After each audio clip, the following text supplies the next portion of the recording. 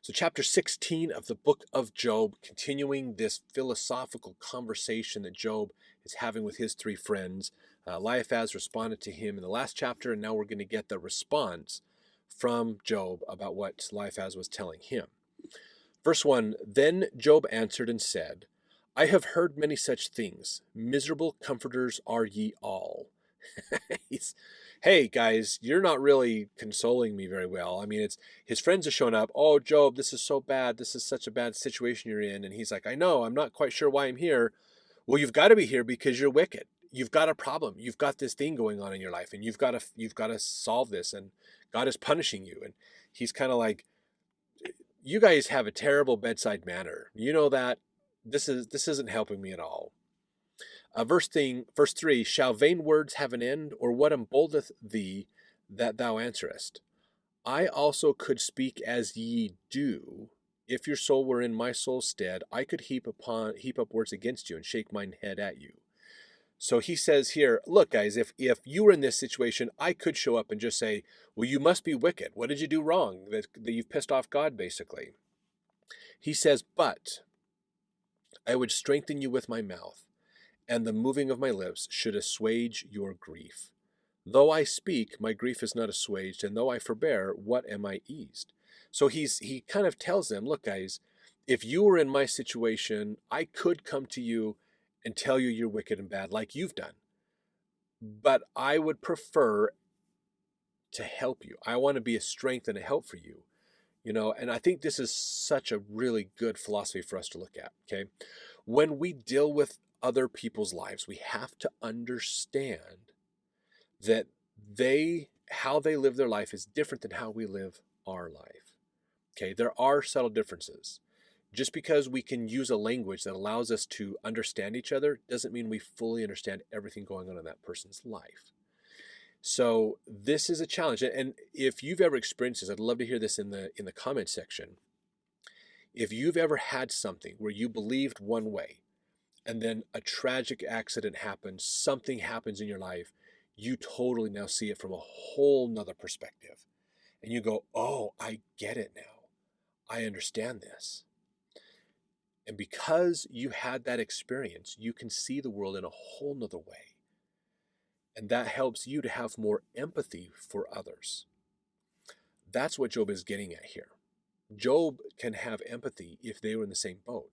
We can't say that Job would have had that empathy before all these experiences happened to Job. He may have been just like his friends. But because his perspective has changed through this tragedy, he understands that more now. So, and this could be all kinds of things. Maybe you had a thing against single people, and then you suddenly found yourself single and went, oh, I get it. I had a bad perception. Or maybe you hated people of a different race or gender, but now you have friends that are of that race or gender. Maybe it's, and this is a common one to use in more specific terms, there are sometimes people in Christianity especially who really hate gays. And then they're faced with a problem where their child comes out of the closet. And now their whole perspective has to change. It's almost as if they have to eat their own words. They either have to follow what they used to believe, or they have to admit they were wrong and they have this new way of looking at the world. These kinds of things happen all the time. This is, I believe, why diversity is here and why we are all here to work and interact together, is to help us to let go of those stigmas and open ourselves a little bit more to understanding the world from other people's points of view. And that's kind of what Job is getting at here, is you guys are coming from your perspective, and you think you're helpful, but you're really not being that helpful to me because you can't empathize with where I'm at. If you remember at the beginning of Job, we talked about what are the meanings of the names of these people. Most of them are coming from a position of basically having abundance and not having that many problems in their life. So to go from this nice, to go from they may have been, in today's terminology, the Job's friends may have been called Nepo babies, meaning these are people who were born into wealthy and influential families who have never really needed to work hard, to strive, to build their own reputation, to fight for their own survival. because they have already a built-in infrastructure to live on. And so that's kind of what Job is going at here, is you guys have terrible bedside manner. You are trying to justify and understand me through your beliefs, but you're not empathizing with me. And he says, and I would prefer if the tables had turned, I would empathize with you. But that's probably because Job is in the situation as well. So he says in here, verse 7, but now he hath made me weary, and thou hast made desolate all my company. Thou hast filled me with wrinkles, which is a witness against me, and my leanness rising up in me beareth witness to my face. He teareth me up in his wrath, meaning God, of course, who hateth me. He gnasheth upon me with his teeth, mine enemy sharpeneth his eyes upon me. They have gaped upon me with their mouth, they have smitten me upon the cheek reproachfully. They have gathered themselves together against me. God hath delivered me to the ungodly, and turned me over into the hands of the wicked. So he's the philosophy that he's bringing forward here, this concept that Job's talking about, is how he's not being consoled. He's not dealing with people who are like Christ-like type people. It feels in his life as if not only has his life collapsed and fallen apart, but all of his friends are against him. They're all, whether they are or not, it's a whole other story, but they're all, he's struggling, there's this struggle, like they don't understand him. And so he's now seen as not a part of them, but different than them. If you've ever been with a bunch of friends and been ostracized from them, that's kind of what Job is experiencing, basically. Let's see, verse 12. I was at ease, but he hath broken me asunder. He hath also taken me by my neck, and shaken me to pieces, and set me up for his mark. His archers compass me round about. He cleaveth my reins asunder, and doth not spare. He poureth out my gall upon the ground. So again, he's Job is acting like God has it out for him. God is ruining him, and he's not coming up with a reason why, but he just believes that God doesn't like him. He's like, why is this happening? I mean, it's one thing if all of a sudden all this stuff happens and he dies. Okay, but at least he's free of all the pains and suffering. But he's not. He's being kept alive, even though anybody else probably would have died in that situation, but he's not dead. But he doesn't know why yet. Have you ever had that, where you're going through a challenge and you have this challenge comes out of the blue. You don't know why it's there, but it's there. And you're like, it feels like God has it out for me, but I don't know why. I don't know what's going on. And sometimes that's a trial of our faith.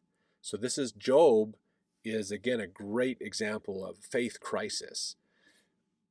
Maybe he's thinking, and sometimes people do when they lose loved ones, why this is kind of that part of that survivor's guilt. Why did my family die and I didn't die in that car accident, or other things like that, where you think about,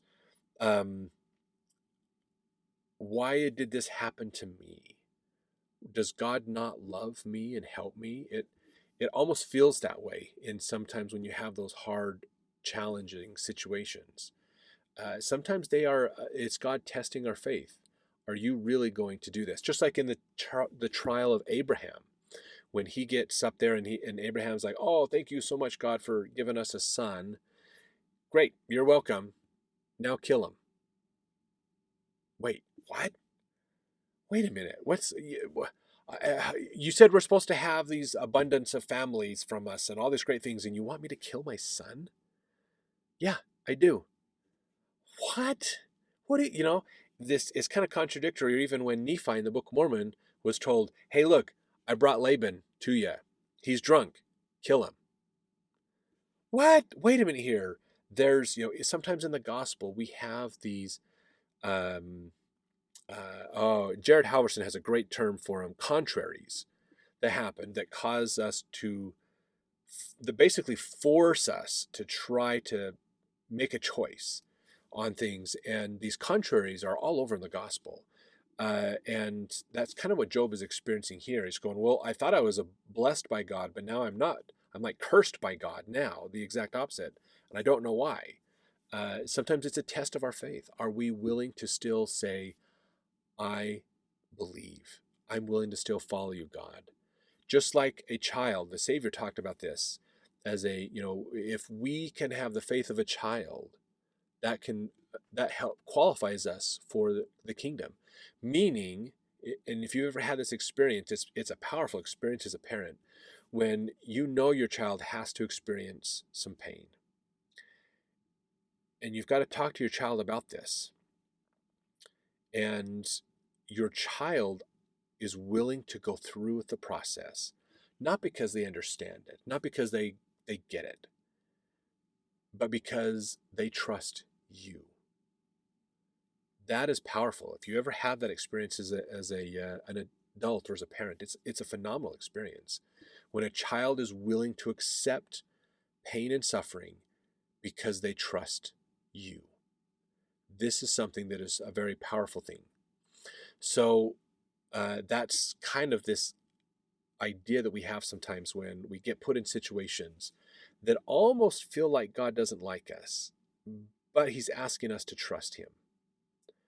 It's a test of faith. It's a faith crisis. And those are okay to have every once in a while. If you don't have a faith crisis every once in a while, you're not living well enough in the gospel, honestly. You should. If you should study the gospel more, live it more, and you'll have a faith crisis. And it's because it's a test of our faith. It's to see, are we still willing to keep the commandments of God? So it forces us to reprioritize things. It's really a powerful thing to have. Not a bad thing, a powerful thing. Just like the repentance is a gift, not a punishment. Very important concept to have. So, okay, let's go here, verse 14, to continue on. He breaketh me with breach upon breach. He runneth upon me like a giant. I have sewed sackcloth upon my skin and defiled my horn in the dust. So, verse 14 is an interesting visual. He breaketh me with breach upon breach.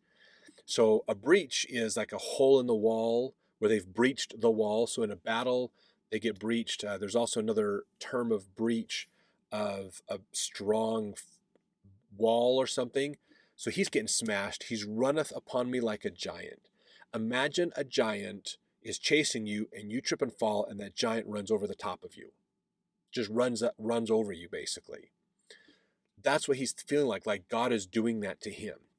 Just running him over, just smacking him constantly with these big things. In fact, Job is so trying to be so humble that not only did he put sackcloth on his body, he took his clothes off and put sackcloth on for that humility, but he sewed sackcloth to his skin. He made this state of humility permanent with him. And his horn, which is usually a symbol of power, is defiled in the dust. It's not being used. It is dirty. It has gone bad. That's where he's coming from here. So verse 16, my face is foul with weeping, and on my eyelids is the shadow of death. Not for any injustice in mine hands. Also my prayer is pure. O earth, this is his prayer, cover not thou my blood. Let my cry have no place. So basically, don't hide my suffering. Expose it. Let everyone see it. Let God see what I'm suffering. Verse 19, also now behold, my witness is in heaven and my record is on high. So heaven and angels are recording what is happening in my life. They have the record. They are witnessing it. Verse 20, my friends scorn me, but mine eye poureth out tears unto God. Oh, that one might plead for a man with God, as a man pleadeth for his neighbor. When a few years are come, then I shall go the way whence I shall not return. So Job, even though he's upset with his friends don't get it. They're not understanding it. He still believes in God, and he still looks forward to overcoming these challenges and dealing with them. And he's thinking, of course, I'm eventually going to die. I mean, that's kind of that's the one guarantee of life, is you're going to die at some point. And so he looks forward to his death, and then he can come forward through resurrection later. So he still has that faith. There's those glimmers of faith that are happening in him. So a powerful thing for us to understand as we go through our challenges, that glimmer of faith, even as Job, that we can use to help us out, is so, so important. And if you remember, Job is brought up in the Doctrine and Covenants when Joseph Smith was in the Liberty Jail, and he was really sad and frustrated with what's going on. He's in jail, his brother's in jail. Then the Liberty Jail was the root cellar. Basically, they built a cabin up high. They put a hole in the floor with a ladder, and so they're living basically on dirt under a cabin in the wintertime, and there's no insulation. So it's just they're out of the wind for the most part, but other than that, it's the same temperature where they're living as they are outside. So it's freezing cold. They don't have adequate clothing to keep them warm, so they're getting cold. Their bodies are getting sick. They're having problems. They can't stand up all the way. They only have a couple of feet, so they can't stand up all the way. It's a terrible situation. All the saints are being persecuted. Lots of persecution. A lot of people are losing their life as mobs are running them out. Houses being destroyed. All kinds of problems. And Joseph says a very frustrated prayer to God. Oh God, where art thou? Where is the pavilion of thy hiding? He's kind of like, why does it feel like the heavens are closed against us? And that's when we get, I believe it's section 120 and 121 come out of some of those things, where we learn when God does answer his prayer and talks to him and says, your life isn't as bad as Job. So this is a good thing to think about for reference as we learn more about Job and his life, his experiences. So let's jump over to chapter 17 as we continue the conversation.